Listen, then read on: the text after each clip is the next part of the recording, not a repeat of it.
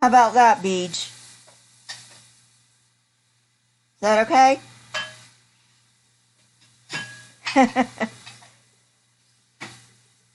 Can you hear me? Beej, can you hear me? Okay. Um, there's been a little glitch, probably on my part, because I'm stupid when it comes to computers. Um, Dr. Josh should be here momentarily. Um, let me. Oh, hi, Digital Hammurabi. Did you, can you come in here, or are you stuck in the, live chat?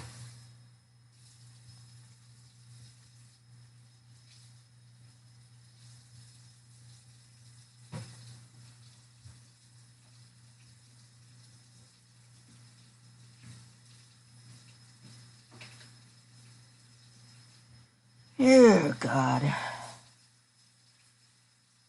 Oh, okay. Alright, Dr. Josh.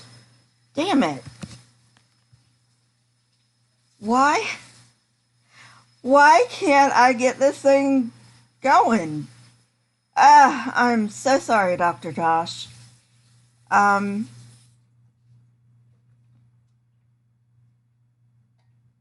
hmm.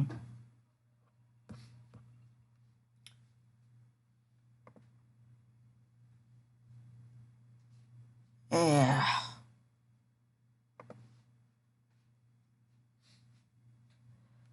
Uh,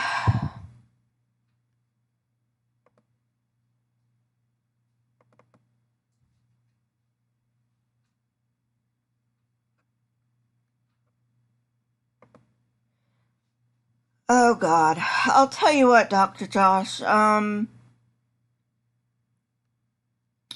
Like I said,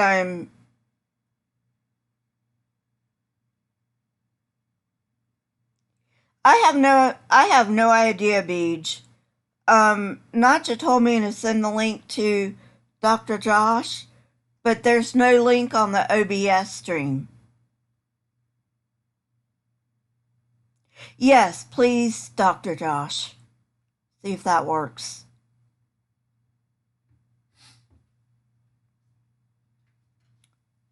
Sorry, guys, this is the first. Well, this one guy sent me an invite via Google, and that's how he got on here, but I'm still trying to figure this OBS thing out.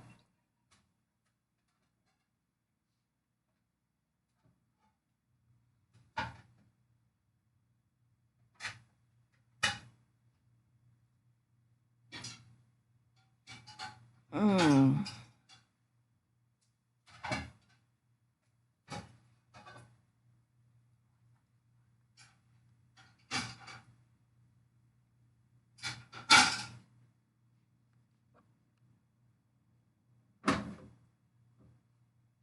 Okay, Dr. Josh.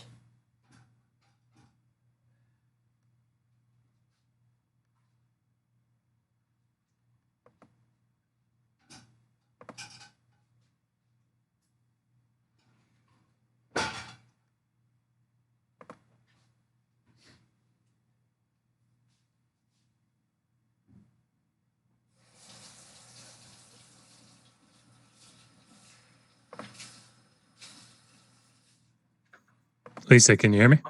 Yes. Okay, now is it coming through? Is the question. I don't think so. Yep, it is. I can hear it on the, I heard it on the thing. So at least we got audio. Okay. Can everybody hear us can everybody hear me in the live chat?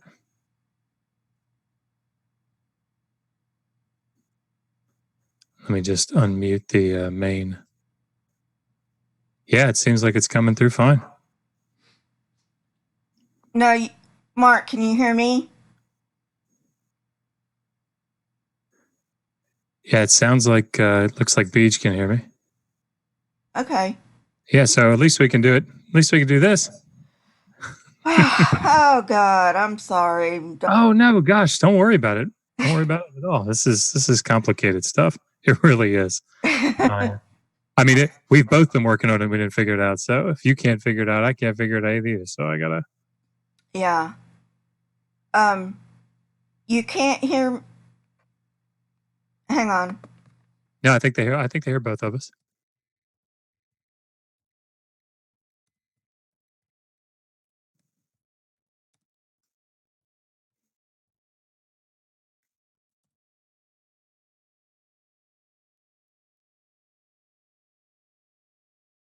I don't know.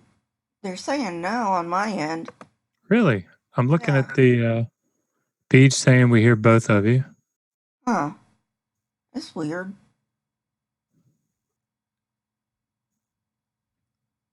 Oh, I wonder if are there two streams open? There could be. Wonder if that's because I know wasn't there another uh boy, I can't think of the term. Another video that we were supposed to be on earlier. And Yeah. maybe that's what it is. Maybe they're saying you can't hear anything there. Might have to give them the link to this stream. Sorry. Okay.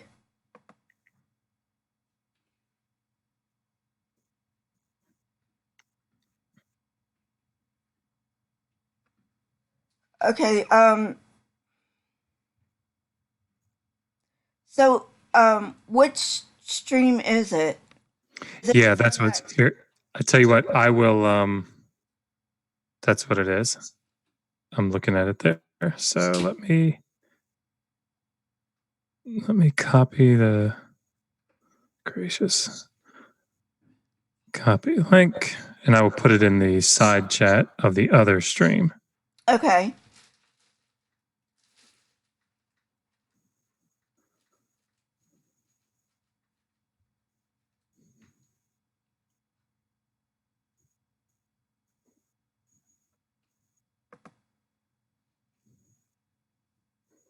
And there we go.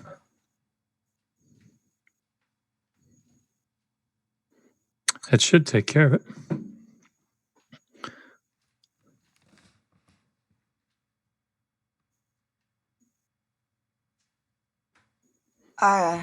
Can you guys hear us now? I think they're going to have to. So I think you set up a stream. I think you set up a stream that we're not using anymore, Okay. and then you opened a new one. So I think they're over in the other stream waiting for it to start. Okay. And so I've put the link to this one in that one. Okay. Well, I've confused myself. But hopefully they'll click in and come in soon. Okay.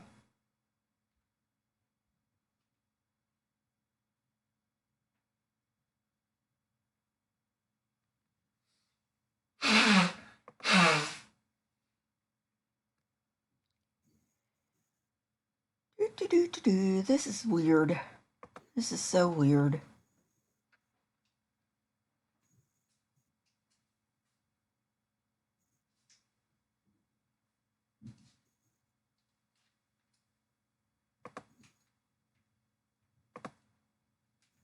You might have to type in the other side chat to click on that link that I put in because I don't know that they know to click on it. I didn't see a link, Dr. Josh. Really? Are you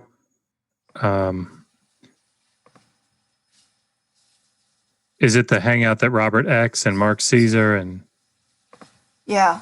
yeah, so I put in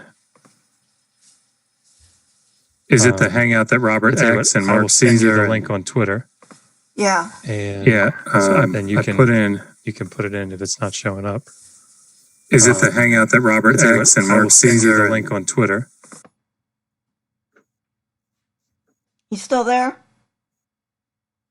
Me? Yeah. Yeah. Okay.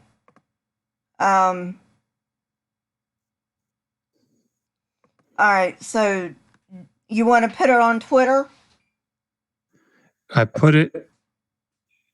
Yeah, so I just sent it to you on Twitter. It's the Okay. link. It's actually the link you sent me. Okay. But if you cut and paste that link, if you cut and paste that link into because what we did is you went into YouTube and set up an event Okay. for 7:30 hours ago. That's where they're at. They're waiting at that event for it to start. But Okay. then you started a new event. Oh, I'm sorry about that. Oh no, it's absolutely fine. It's the only way it looks like it was the only way it was going to work. But now they're over in the other event saying, "Hey, it hasn't started yet. We're still waiting for it to start." But if you Okay. put that link in the other side chat, they should be able to click on it and come into this one. Okay. If any of that made any sense, I'm not sure it did. I don't know how to. Let me see if I can do it through the computer here.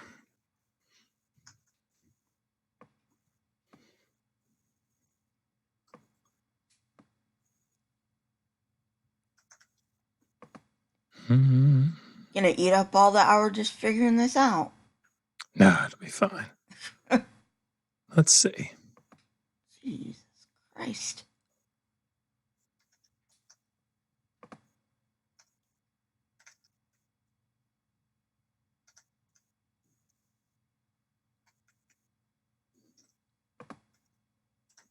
Can you hang on? I think we've got it.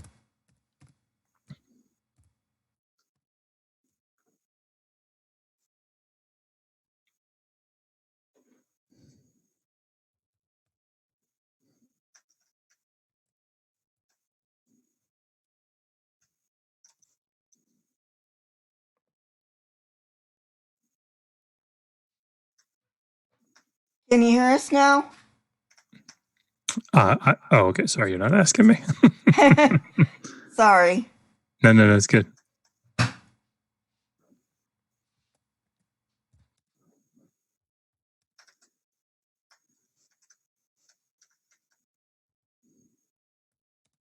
Can you hear Dr. Josh? Test 1, 2. There we go. There's Mark. Very good. Oh, thank goodness. We are terribly sorry. This is the first time I've ever done something like this, and I'm like, damn.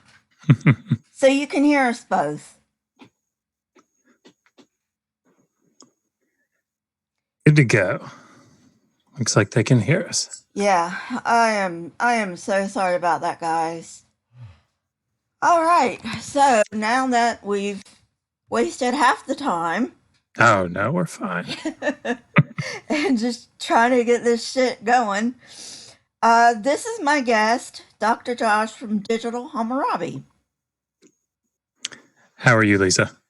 I'm fine. How are you, Dr. Josh? Yeah, not too bad. Not too bad. And he is an Assyriologist. Is that how you pronounce it? A cereologist, yep. Yeah. Most of my archaeological training is in Egyptology and the Levant, so I only know Assyria as, you know, it impacts Egypt and Levant area. So, so anyway, so I hear you're an agnostic. Did I hear right? Yeah, that's right. Were you ever religious? Yes, very. For about 27 years, I was an evangelical Christian. Wow. Sounds like you and I had the same road, at least for a time. Yeah, it's been quite a journey, I'm sure. Oh yeah, and each of us has our own. So anyway, so tell us a little bit about what you do. What is your sub specialty in Assyriology? Yeah, sure. So for anybody that might not know what Assyriology is, essentially Megan and I study the languages and culture of ancient Iraq and Syria. So, I specialized in Sumerian and Akkadian, and I wrote my dissertation on um, the, there are liturgical texts, liturgies, religious liturgies from the beginning of the second millennium BCE, and they were found in a city called Kish, which is near modern day Baghdad. And so they were written in sort of a funny script, or a funny, not script, but a funny style. They were Hmm. written phonetically, but yeah, I had a lot of fun writing that dissertation. That was very specialized, but I focus on Sumerian literary and liturgical texts. So, I thought but Baghdad okay. was close to Babylonia, or what is Babylonia? Yeah, so Babylonia would be considered, like, during the first millennium. In Okay. particular, it's sort of known for that. It's the southern part of Iraq. So if you think about the Tigris and the Euphrates rivers, it's sort of down the southern half, maybe. So Baghdad is pretty close to where the Tigris and the Euphrates come close together, and Kish would have been roughly around that area. Okay, I got you. Yeah. Um, and we were talking about Tiglath-Pileser Hmm. earlier. Did Was he the one that conquered Egypt or no? I think it was Esarhaddon that did.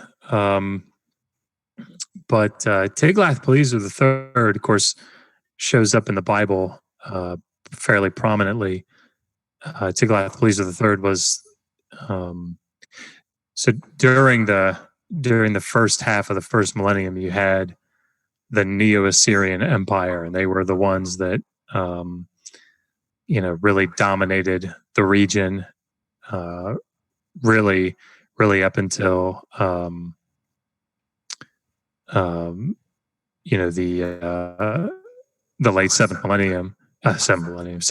century, and when the Neo-Babylonian Empire took over. But there was always this, as there's always this attempt to try to get at Egypt, to try to, break in. And of course, that meant that the Levantine coast there, Israel and Lebanon and, the Phoenician coast, that was always a sort of a hotbed. It was always something that was very contentious, Right. um, because it was this buffer area. And so yeah, I think it was Esarhaddon that eventually was able to get down there, and um, conquer's probably too strong of a word, but I haven't read that part of history in a while. Beat But asks, what year was it when they broke the Sumerian text? when they broke, oh, and like when they deciphered it, Correct. it's a late. I thought it was the late 1800s. Um, I'd have to go back and look at that, but it was. See, that's a story. The decipherment is a story that I should know, right on the tip of my tongue. But no, it's I think that the flood story was one of the earliest things that was deciphered. But yeah, Syriology in and of itself is not that old of a discipline. Of course, I've studied Hebrew now for since 2003, I guess. Um, but of course, Hebrew has been studied for 2,000 plus years, whereas Sumerian and Akkadian, it's relatively it's a latecomer to the scene, maybe 150 years, probably not even that long that people have been working on it. Right. But hieroglyphics, they cracked that way back in the early 1800s, didn't they? That's That sounds right. Rosetta Stone. Yeah, that sounds right. I should know more about those early dates. Um, I suspect that Megan has those logged away better than I do. Well, Uh, probably because she's working on her dissertation. yeah, but she's more clever than I am. So, I wouldn't say that. hmm. We're all pretty smart here, except for things we can't figure out, like silly little things like computers. Saying that against you, Dr. Josh. I'm saying that against me. No, no, no. It's absolutely true. These things are tricky. So, what kind of gods did they have in Samaria? Um, so essentially, you had to sort of be general about it. Each city had its own deity. Now, Okay. some cities have more than one, but generally speaking, each city had a deity. So in the city of Ur, you had Nana. Um, at Sipar, you had Shamash or Utu. Um, but different cities had different gods, Okay. and the thought was, just generally speaking, the thought was that um, ultimately the temple, as the house of the god, was administered by the ruler of the city, and he and his family acted on behalf of the god and the god's family. And so, we see, for example, in the third millennium, there is a very well known conflict between two city states, the city states of Umma and Lagash. And they were having a border conflict over um, this really nice field. And one said the one city said that's our field and we have rights to it. And the other city said, no, it's ours and we have rights to it. And it was depicted, it was thought of by each of the city states as what their god versus the other god. And so, Ningirsu and is, the main deity that was fighting against the other deity, Shara. And um, so it was depicted as the victory, whichever city won, it was a victory for that deity. And that sort of thing plays out as time goes by, and it becomes very important when you have, um, for example, when uh, a city has their cult statue, their divine statue, stolen by an invading army, by a conquering army, and taken, back to the conquering army's homeland. Right. That's seen as a incredibly detrimental thing, because the god that is taken away, the statue that's taken away, has allowed himself or herself to be taken away. Okay. And yeah, so it played a pretty important role. If an Assyrian was going to travel through, here I'll let it say, and in the Bible it's talking about, I think it's King Joash that that pulled down the high places. I believe Joash. Josiah. Josiah. Thank Hmm. you. And for those who don't know what a high place is, it's just like a altars to gods, but they're like outside the city walls. So, would they make an altar? Would they make a high place to their god once they got to the city, and in reverence to thank you for getting me here? It wouldn't be so much a high place. They would build a temple. And so when you hear about the sort of stereotypical Mesopotamian ziggurats, those stepped pyramid looking things, Mm-hmm. um, those were solid structures made out of mud brick. And at the top, they would have the god's temple. Of course, you didn't have to build the temple on top of a ziggurat, but it often was. And so the god lived in that temple, his cult statue, which they considered to actually be the deity. Mm-hmm. Um, lived there and was fed there, was clothed there. And particularly in the first millennium, we see very elaborate processions that the gods would go on. You have what's called the Akitu festival, the New Year's festival, where the king would come and essentially escort uh, uh, a group of divine statues, a group of gods around the city and out to a small hut along the river, and then um, they would have a banquet out there. So, but the god lived in the temple. The god Okay. lived, yeah. Beach asks, would Sumerians have any rituals that involved the leader submitting to the deity like some did in Egypt to keep the leader humble. Oh yeah. In fact, the one that we have a video about this. Actually, it was one of our early videos. Um, that festival I was just talking about, the Akitu festival. Mm-hmm. Um, there's the ritual involved the king coming before the high priest, before the priest of the deity, Marduk, and the priest would take off the royal vestments of the king, take his staff and his his crown, Mm-hmm. and then he would he would grab him by the ear. He would slap him across the face. The priest would slap the king across the face, grab him by the ear, yank him down, and then to his knees. And then the king would say to the deity, to the cult statue, "I've been a reverent king. I haven't, you know, I haven't brought injustice to anyone under my care,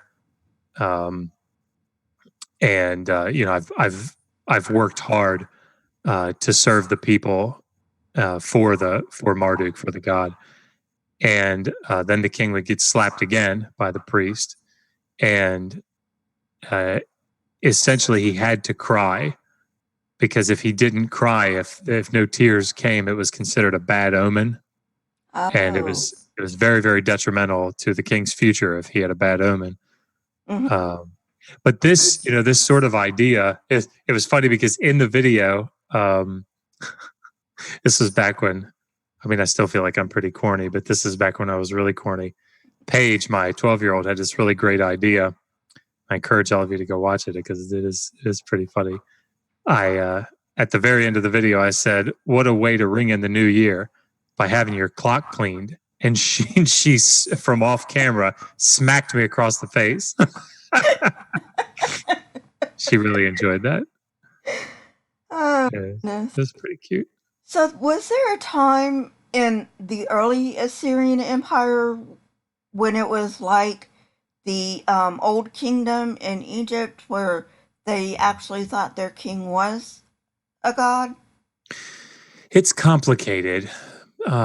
So when we talk about the Assyrian Empire, a lot of times people would say that that is sort of a mid a mid first millennium thing during the Amarna period. If you're Okay. familiar with the Amarna period under Akhenaten, Mm-hmm. um, so you have the Assyrian Empire starts to really gain some ground there. But you had the old Akkadian period, which was roughly the same area. You had um, sort of the northern part of Iraq, um, and during that time, this would have been the middle to late third millennium, and you had Sargon of Akkad, and you had Naram Sin, his grandson, and Naram Sin was there's a text. It's the Besetki inscription where it talks about Naram Sin is essentially the people of the area of his of his domain ask the gods to deify him, and Okay. so you start to see in the cuneiform, you see this divine determinative appearing before his name, and so he in a sense he's deified. I think it's probably more complicated than that, and to just he's not like one of the other gods, but it definitely in a certain sense he becomes deified. Okay. Um, And this is when he was still living, correct? yes, I think it would have been distinct from Egypt, because I suspected, and I wish that I had retained more um, from my year-long seminar on Egyptian history Mm-hmm. up at Hopkins, but I unfortunately have not. But I think that, and you could speak to this more than I could, obviously. I think that there is a stronger sense, or a different sense, at least, of the pharaohs. Um, being considered divine more than probably the Mesopotamian kings would have been. Well, in the Old Kingdom, um, they were considered the embodied Horus in the Hmm. kingdom. And then, when they died, of course, no, then Horus would be off to um, join his brothers, the other gods, and then a new Horus would come. Hmm. So that's how it worked in the Old Kingdom. Now, when the first intermediate period began, that was when the Nile failed to flood, and that's when the people were like, "Hey, the king didn't do his duty. The king must have done something wrong because the Nile didn't flood." Hmm. And they were dependent on the Nile Yeah. for their crops. So that was when things fell apart, and then you get the Middle Kingdom, and then the Second Intermediate period, and then the New Kingdom. But anyway, yeah, I was just thinking of parallels that might happen between the empires. Hmm. Um, so go ahead and jump in if you have anything to say. I'm trying to think of more. Oh yeah, sure. I mean, Asking. I I think that one of the things that if you wanted to, and we talked a little bit about, maybe I'm sure as fascinating to the audience as Assyriology is. I know Beach just asked who is the bestest, Inanna or Enki. Um, I'm going to defer to my beloved wife and say Inanna, but I'm a real big fan of Enki. But I think Inanna's probably cooler. But we talked maybe about talking about religion a little bit, but Mm-hmm. personal. I thought that's where you were going with that, but maybe I misunderstood. Did you? I don't know if you wanted to talk a little bit about, Well, um, yeah, I mean, we can. if you wanted to. Yeah, yeah. So you were saying for the first 27 years of your life you were evangelical, Yeah. led to Yes. you getting out. Yeah. It was well, I left kicking and screaming. No question about that. So I was raised very conservative evangelical.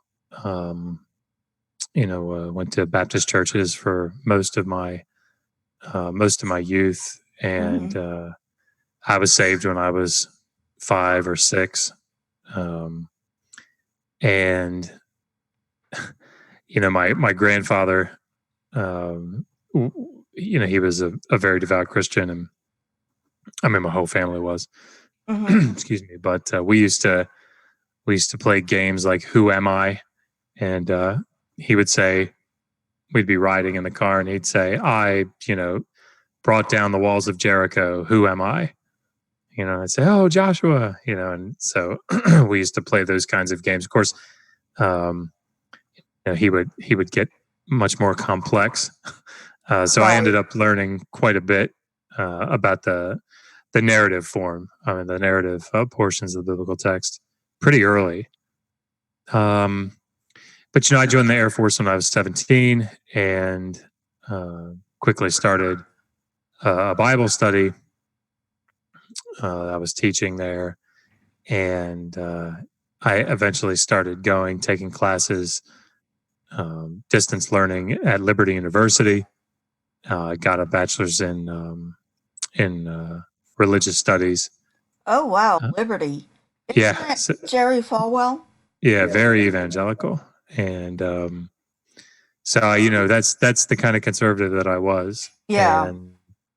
and so once I finished my bachelor's while I was on active duty, I applied to the chaplain program in the Air Force, and I got commissioned as an officer, and um, started seminary. And I went to seminary just outside of D.C. At a place called Capital Bible Seminary, which it was shortly after I graduated, maybe 2 years after I graduated. The then president made some sort of poor decisions and ran the financially ran it into the ground. But it was actually it was a very rigorous program. Oh, I'm Uh, sure. so I got a 126 semester hour Master's of Theology degree in Old Testament studies. So I had 6 years of Greek, um, 7 years of Hebrew. I taught Hebrew there for 2 years. Wow. So but I pastored a church during that time out in Virginia. I pastored for 7 years. I was associate pastor, and after all of that, I applied to Hopkins to get into their Assyriology program because I wanted to become the greatest Old Testament scholar this world has ever known. And one of my professors, my Semitics professor, said, if you want to take the high road, you need to learn Akkadian, and you need to learn it really well because it's a really important Semitic language. Mm-hmm. So Hopkins had a fantastic Assyriology program, so I applied there, and very much to my surprise, I got in. And I remember, I know I've said this online before, but it bears saying again. Before I went in, I had a conversation with one of the professors at the seminary, and he said, are you ready to go? Like this is Hopkins is a very liberal school." And I looked at him and I said, I'm going into the lion's den, but I'm going to win souls to Christ. That was my mentality going in. And And got educated and learned yeah, that Jericho didn't fall when the Bible said it did, and yeah, all this other crap, right? yeah. Terrible Kathleen Kenyon.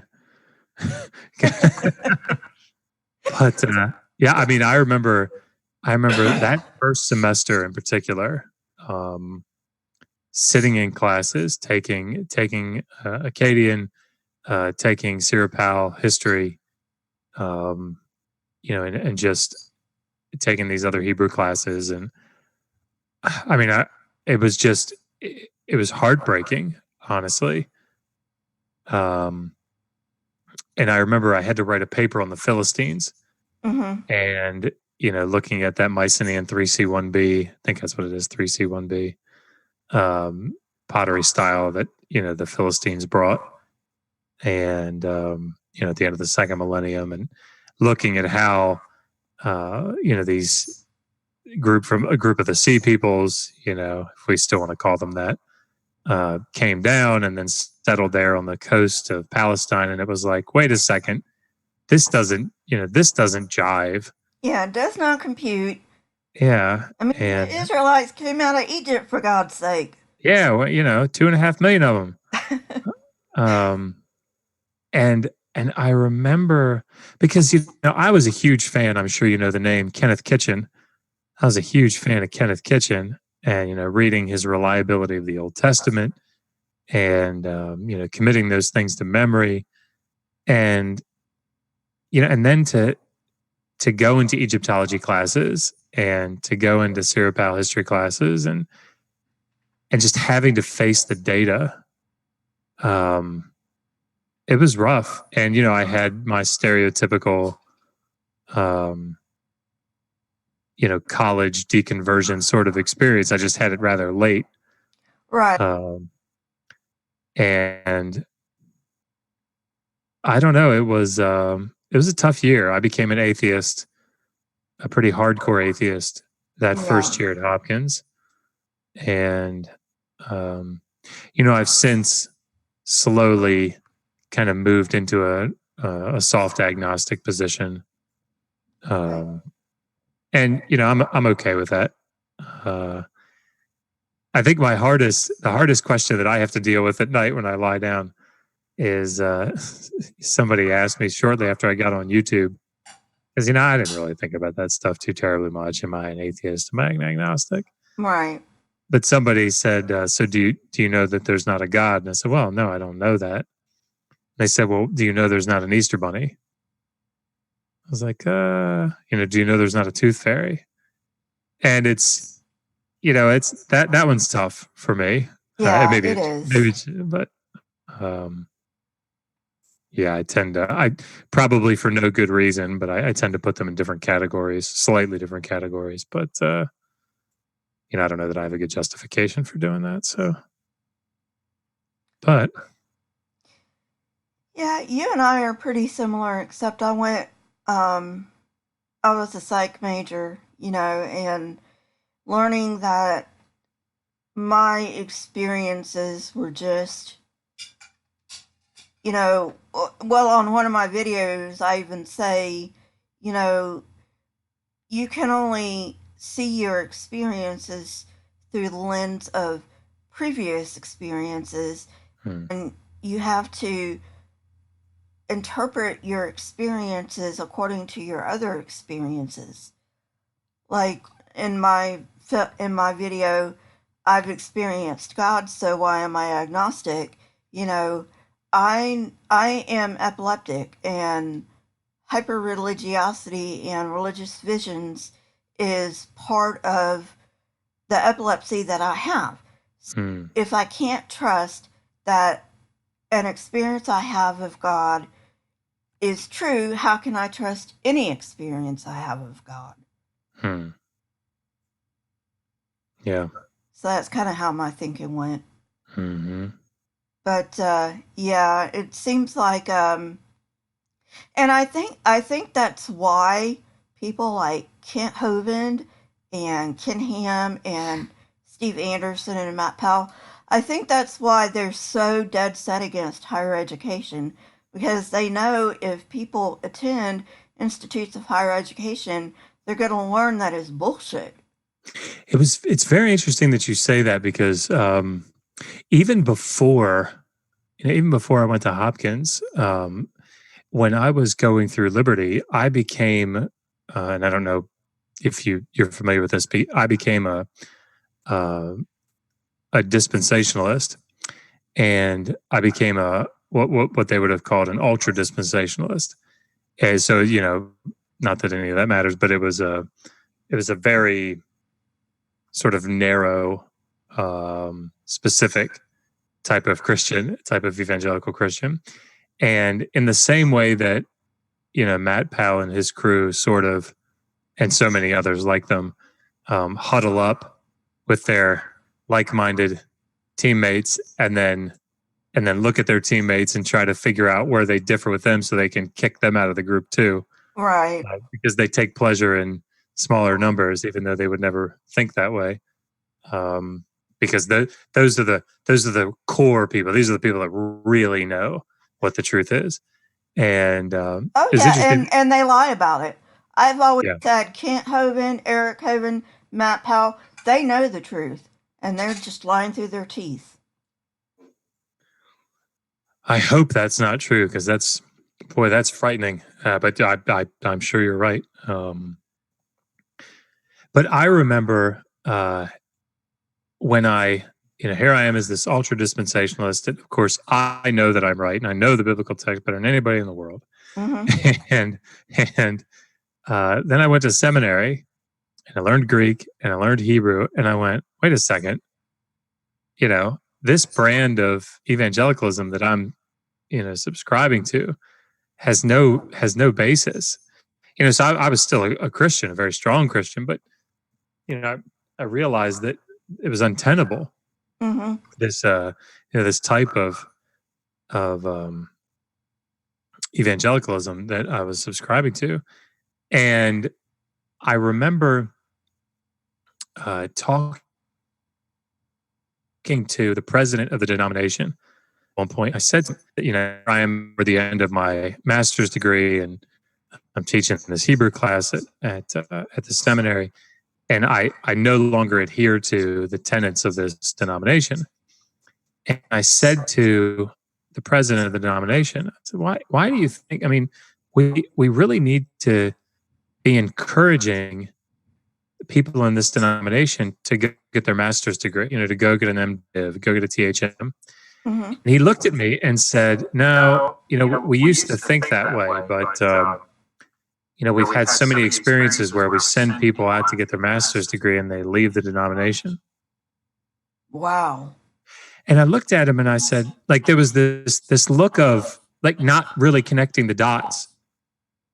And I said, "Well, doesn't that say something?"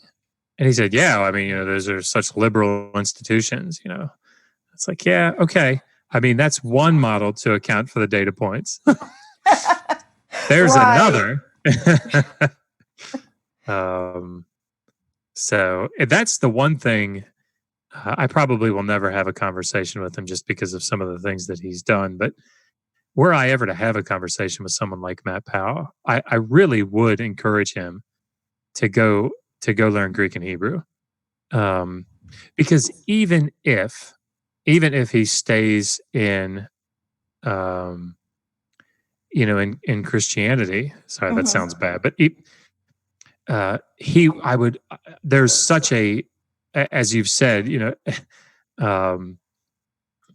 travel and education cure so many things. Right. And I really feel like if he were to honestly start to look at, learn the Greek, learn the Hebrew, and learn it in a rigorous way, so many of the things that he holds to, so many of the things that so many people here on YouTube hold to, would just, they'd be untenable to them.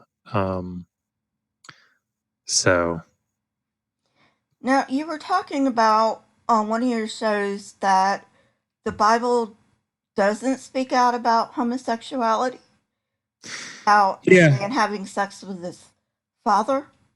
yeah. So that video is about. So there's a Harvard professor named Don Dershowitz, Dr. Dershowitz, and he wrote an article in Hebrew and Ancient Israel peer review journal in 2017. Let's see if I can remember it. It's uncovering the nakedness or revealing the nakedness. I can't remember, but it's a reanalysis of Leviticus 18. Okay.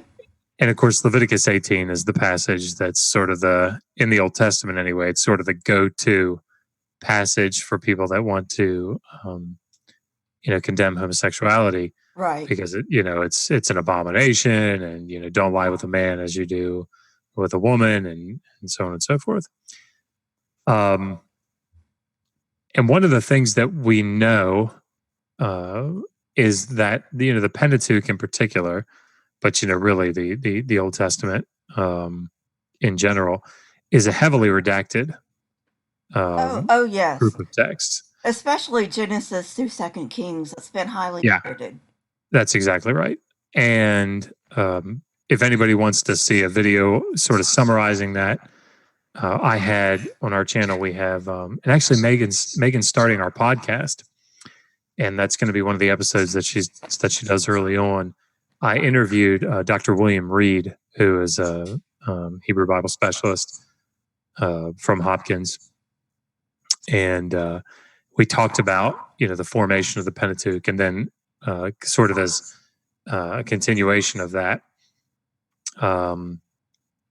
I did a video sort of summarizing the giving the basics and introduction to how the Pentateuch was put together, at least the most common theories about it. And so both of those are up on the channel if you guys are interested in them. But so Leviticus, because we know that the Pentateuch is so heavily redacted, Leviticus, what he argues is he looks at the grammar and the syntax of that section and argues, I think pretty convincingly, that originally Leviticus 18 was simply a set of laws against incest. So if you read through it now, I mean, you still see it.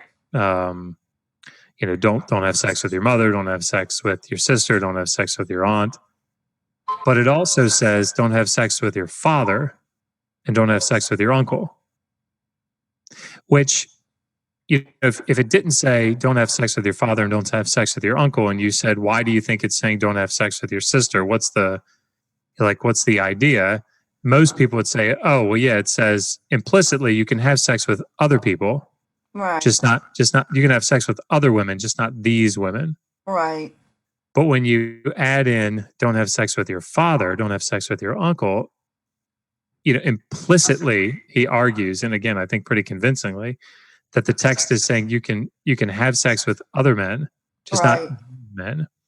And part of it's actually a very complex argument that he makes. And it takes some time to sort of wade through it. People tend to read his New York Times article and assume that that's the article that that we're referring to, and of course it's not. Well, Um, you can't really blame him because unless you've been through college and you know what journal yeah, articles are, I mean, you really can't blame him. that's true. Yeah, that's true. Um, but he makes for example, some of the things that you see in the text is those two verses, and I think I haven't looked at it in a while, but I think it's verses 7 and 14. Um, the the second half of the verse completely changes the meaning of the first half of the verse. So in so many of the verses, it says, don't uncover the nakedness of your sister, don't uncover the nakedness of your mother, whatever. But Right. in these other verses that talk about men, it says, do not uncover the nakedness of your father, do not approach his wife, she is your mother. And it's striking because it completely reverses the meaning of the first half of the verse, and it seems completely out of context. So don't have sex with your father. That is, don't approach his wife. And the argument that he makes is that during the Persian period, when homosexuality became very taboo, a later redactor came back to this incest text and went, whoa, this implicitly allows, condones male male homosexuality. And so instead of changing the text, which is, they were reticent to do, changing it outright, Right. he added these endings essentially to the lines. So instead of it just saying, do not uncover the nakedness of your father, it says, do not uncover the nakedness of your father. That is, do not approach his wife. She is your mother, which would sort of then clarify it in his mind. But he likens it to, and then I promise I'll stop talking, but he likens it to a sign in his hometown that there's a restaurant, or I guess it's a restaurant, and it's called the Wine and Cheese Cask, which doesn't make a lot of sense, right? I mean, you have a wine cask, but you don't have a cheese cask. Right. And what he's saying is that originally it was called the wine cask, but then they started serving cheese years later, and instead of changing the name completely, they called it the wine and cheese cask. But you'd be able to tell which one came first. Right. And you'd be able to tell it logically makes sense that there's a progression there of redaction. Right. And that's what he's looking at. So I summarize, I have two videos up on the channel. One is a little more detailed in its argument, and one is sort of more general. But they're both talking about Dershowitz's article, and I think there are links in the description to at least the citation, if not the article itself. But yeah, so. And before you leave, would you please honor us with a Kent Hovind impression? Sure. You didn't think you were gonna get out of that, did you? No. I think honestly, time takes its toll here, and of course, as we've gone through, we've had to evolve, and we've had to ensure that we get this OBS stream going, because of course, if we wait long enough, it'll evolve into a working software program. So, yeah, okay, I'm here to help, but. I want to thank you for having me on. Of course, I taught high school science for 15 years, and so this is not my wife. It's a picture of her. So okay, but thank you so much for having me on. It's been a very quite a pleasure, and hopefully all of your audience members realize that a dog does not produce a non-dog, and otters live in the water. So thank you. Thank you so much, Dr. Josh. Of course, at least I really appreciate you having me on, Oh, no and problem. It was my pleasure. yeah, I'd love to come back on again sometime if you'd like. Sure, absolutely. All right, Lisa. Well, you have a great night, and everybody in the audience have a great night as well. Okay, you too. Take care. Bye. Bye. Okay, guys, I'm so sorry about um the long delay, but couldn't be helped. But we got it fixed, so see you guys later. Bye.